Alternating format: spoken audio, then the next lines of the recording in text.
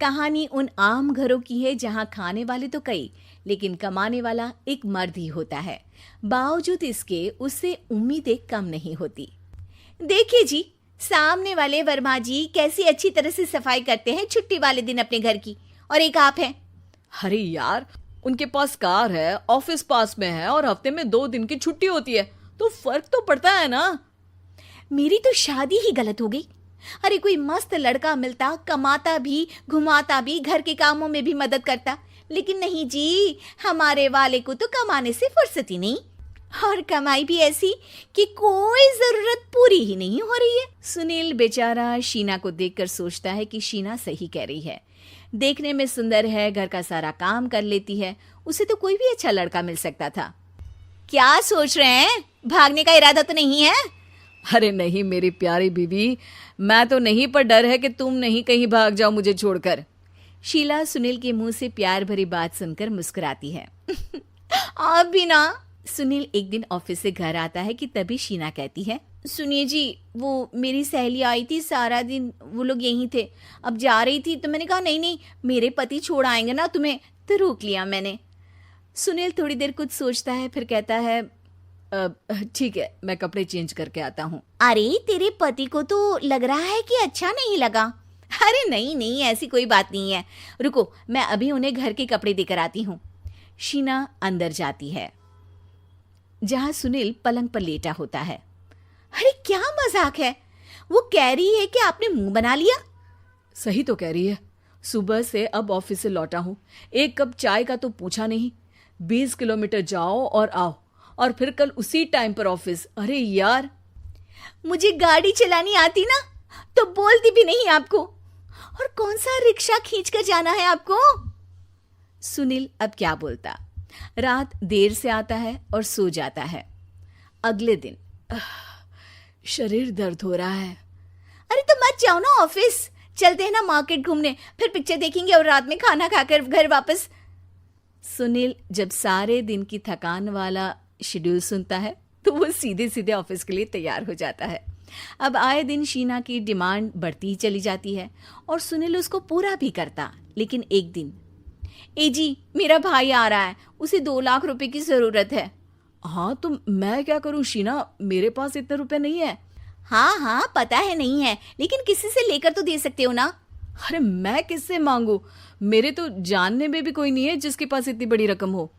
तभी वहां शीना का भाई शीनू आ जाता है। जीजा जी कैसे हैं आप? अब मैं ठीक हूँ शीनू, अचानक इतनी बड़ी रकम की जरूरत कैसे पड़ गई? अरे जीजा जी, वो बिजनेस शुरू किया ना, तो उसके लिए पैसे की जरूरत है। काफी हो चुका है, थोड़ा पैसा बचता है तो मैंने सोचा आपसे ले लूं। अब देखो, मेरे ऑफिस में कुछ लोग हैं जिनकी सेविंग अच्छी है, मैं उन लोगों से बात करके देखता हूँ। सुनील ऑफिस से किसी से पैसे लेकर शीना को दे देता है। शीना वो पैसा भाई को दे देती है 2 महीने बाद। अरे यार शीना, वो ऑफिस वाला आदमी अपने पैसे मांग रहा है, कैसे दूं? अपने भाई से बोलो ना पैसे दे दे। अरे हाँ हाँ दे देगा, कहाँ भागा जा रहा है, आप उनको बोल दो कि दे देंगे। थोड़े दिन बाद, शीना वो आदमी मुझसे आज भी पैसे मांग रहा था यार, मैं तंग आ गया हूँ। ऑफिस जाते ही सामने उसका चेहरा दिखता है, क्या बोलूं, बार बार पैसे मांगता है। अच्छा मैं शीनू को फ़ोन लगाती हूँ, बात करके देखती हूँ। शीना भाई को फ़ोन करती है लेकिन वो फ़ोन उठाता ही नहीं। लगता है भाई कहीं ऐसी जगह है जहाँ नेटवर्क की समस्या होगी। सुनील अगले दिन दोपहर को ही घर आ जाता है। उसका चेहरा उतरा और परेशान सा होता है, वो रोने लगता है। अरे क्या हुआ जी, आप इतना परेशान क्यों हैं? सब ठीक तो है ना? अरे नहीं शीना, कुछ ठीक नहीं है, मैं ठीक नहीं हूँ। तुम्हारे भाई के लिए मैंने जो पैसे लिए थे, उस आदमी ने आज भरे ऑफिस में सबके सामने मेरी बेइज्जती कर दी। सबके सामने आज मैं कर्जदार बनकर खड़ा था। मैंने हर वो प्रयास किया घर चलाने के लिए जो मैं कर सकता था, लेकिन अब नहीं होगा। वो फिर रोने लगता है।